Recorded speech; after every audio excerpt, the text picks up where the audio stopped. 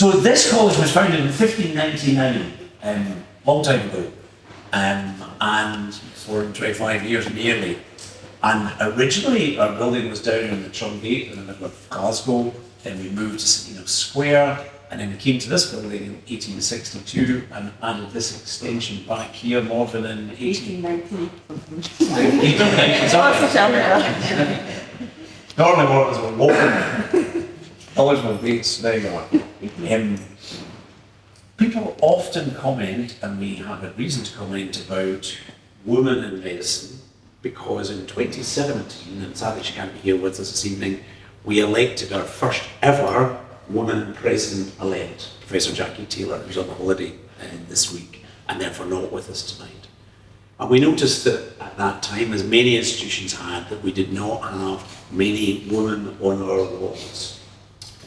And we did have a temporary exhibition running from 2021 to 2022 of some work which Ross McGregor, who was our archivist here in the college, was able to work with Professor Taylor on by bespoke Italian. We had 4 tapestries as interpretations of the first 4 women who had applied to become fellows of the college. And there was quite a lot of discussion about that time, about it was 400 years since this, 400 years from that. I think in many ways the most shocking thing of all, when I reflect on all this, is that there were no women doctors at all in the UK until 1865. So for the first 266 years of the college's history, there were no women doctors at all, none, until Elizabeth Garrett Anderson was able to gain a qualification through the Society of Apothecaries in London.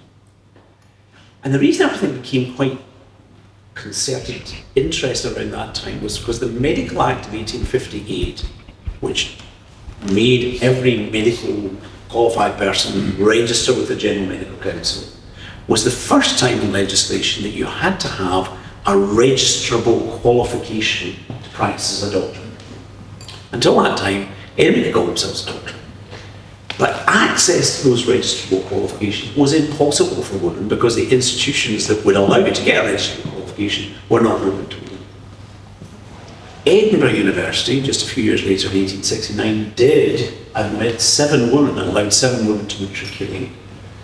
And they tried to complete their first year of studies, but in what was known as the Riot of Surgeons' Hall in Nicholson Street in Edinburgh on the 18th of November 1870, they were debarred entry to the anatomy exam by their fellow students, male students, and some of the public joining in. And it's euphemistically said that they were pelted with mud. I think they were pelted with whatever was lying about the streets at that time, which was horse manure.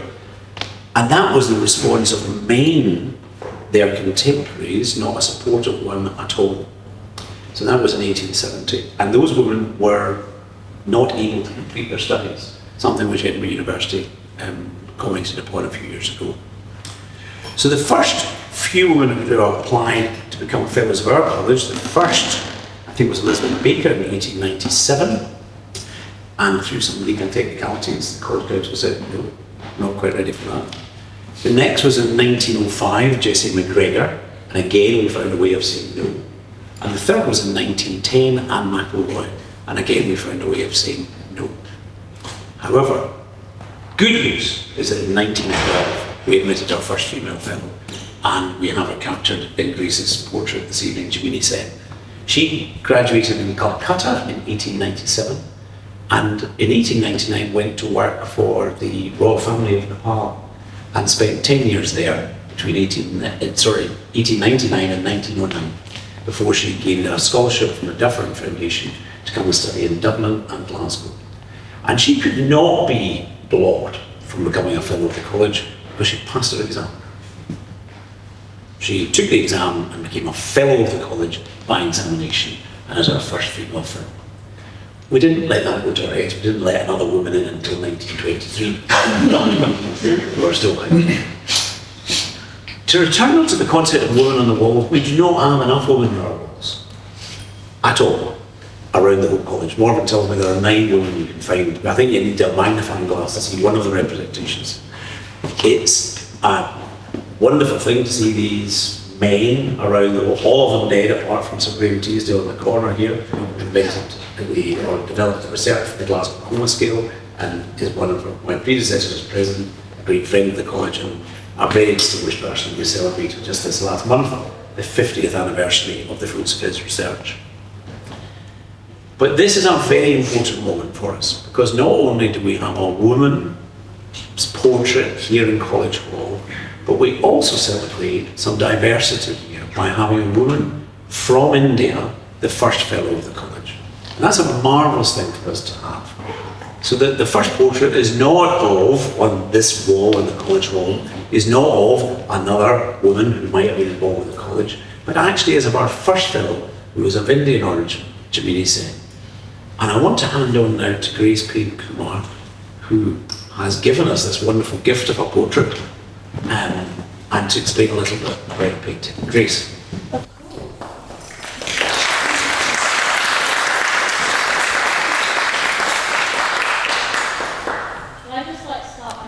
I'm so honoured to have been selected to paint this painting of Jamini Sen. And I want to say a huge thank you to the college and to Claire and to Hannah for being so supportive throughout this whole process. So when I visited the college a few months ago, I was struck at how big of an impact this portrait would have in a room of otherwise entirely white male faces. And I think just visual representation is so important to lift up minority groups and show them aspirational paths and options for development, professionally, personally. And this painting is based on one of the only remaining photos of Jamini, where she has this kind of white lace collar and this puffed black sleeve, which is kind of representative of her English contribution.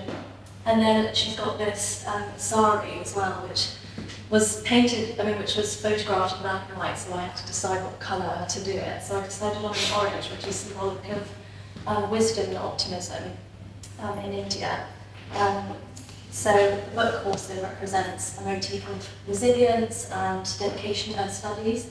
And we also have the watch that was a gift from the King of Nepal, that she was the personal surgeon to. So the old master's style also, I think, involves Jamini in this history and this tradition of people that are respected and celebrated for their craft and their achievements. And I just think this is a portrait ultimately of resilience and ambition. And I hope it would serve as inspiration for years to come for the medical professionals and creatives. So thank you very much.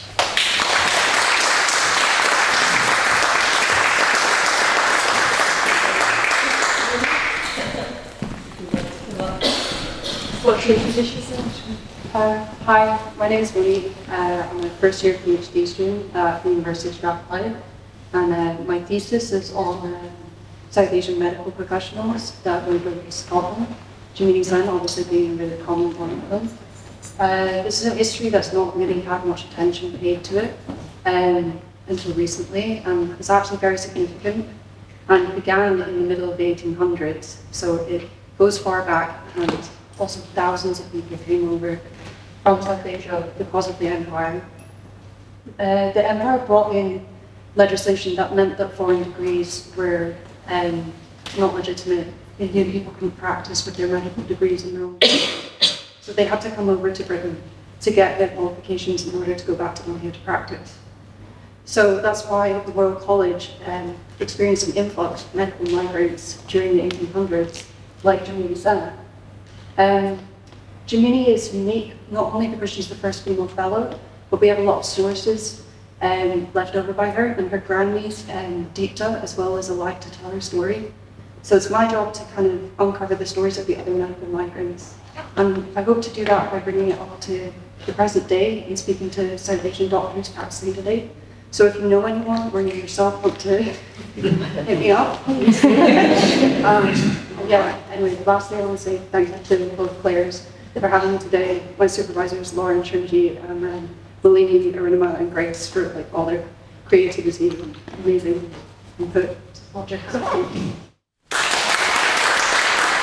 Thanks so much, Monique and Mike and Grace. Wow, what an amazing portrait we have. I'm Claire, I'm the relatively new heritage lead for the college. And don't worry, I'm not going to say much more. I just want to thank everybody. I'm just doing the thank yous, basically. I want to thank everybody for coming. So many of you here have had a part to play in the portrait or in the history of the college, and just everybody, you know, we're just delighted that you're here. I want to say thank you to the catering team for all the help they've given us, and the college officers, and the comms and marketing team who are wonderful, and to Ruvon who's doing the filming over there. And I really want to pay tribute to Imogen Gibbon. Where are you, Imogen? Imogen. From the National Galleries of Scotland, who really was the person I turned to when I started last year, and I was charged with getting a commission of Jamini Sen, a new portrait created. It was already an idea, and Ross, my predecessor, who's in the back over there, you know, all this was underway and was coming, but you know, it was given to me to take the baby and run with it. And I thought, well, you know, what's the best way to go about this? And reached out to Imogen, who was incredibly generous and helpful. And Imogen is now finding that lots of people are coming to her. I think there's a couple of other colleges in the UK who are interested in doing something similar. So I think we might be starting a bit of a new tradition, actually, you know, exploring diversity and looking at representation issues that we haven't quite so much in the past. So thank you very much to Imogen and to the galleries for that support. It's been really great. Also, I just want to pay tribute to the work of Dr. Kristen Hay, who's in the room, who is now at the University of Glasgow, but was also very much involved in the Admitting Women project, exploring the gender diversity issues, or lack of, in the history of this college in the past, looking into our records and archives. And that your work, Kristen, you know, has been really instrumental. Pay tribute to Jackie Taylor previously as well as our first president, a female president, I should say. And to say thank you to Monique and Chunjit Man and Laura from Strathclyde University. We're part of this bigger group called the White Thinking Group, which is about equality and diversity and inclusion. It's linked up with Museums, Galleries Scotland and other heritage organisations in Scotland, where we're exploring these issues again of representation and equality and diversity. So thank you to everybody involved in that group, and Arunima and Mallory as well. I also want to just mention that Deepta, who is Jamini Sen's multiple great niece, about 5 times, Deepta couldn't be here tonight. She's based in Calcutta, and we're filming tonight, and we're going to send this film to her. She was interviewed by my colleague Claire very recently, telling us stories of Jamini and telling us about her life and her work, and about some of the items that she still owns that are in her possession, including the watch from the King of Nepal. So we're sad that Deepta and her mother couldn't be here tonight, but we want to make sure that they feel included in this as well, because you know, this is her story, her family's story.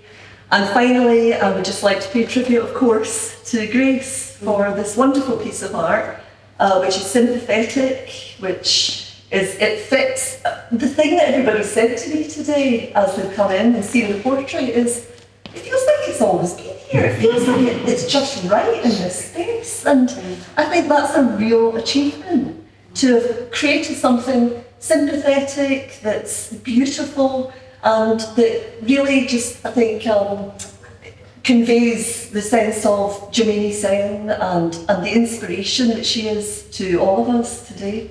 So I'd just like to say thank you again, and if you could all just thank you again.